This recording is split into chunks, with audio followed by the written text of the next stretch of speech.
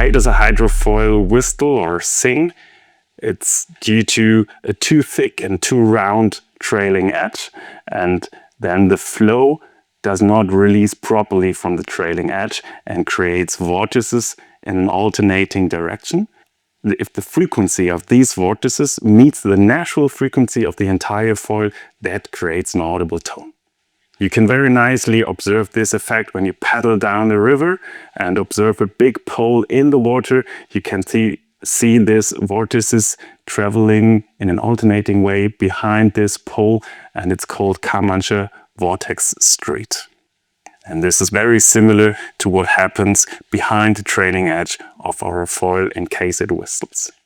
So what can we do against it? Sanding is the solution, and you just sand the trailing edge that it gets sharper. And the advice I'd like to give you is to sand the pressure side. Remember the question, why does it fly? I told you that we have a low pressure side and a high pressure side, and it's very important to sand the high pressure side because the stream and the flow on the low pressure side is more critical and more likely to be disturbed by any profile changes. You would sand the front wing from the bottom side, and due to the fact that the stabilizer is mounted the other way around, you would sand the top side.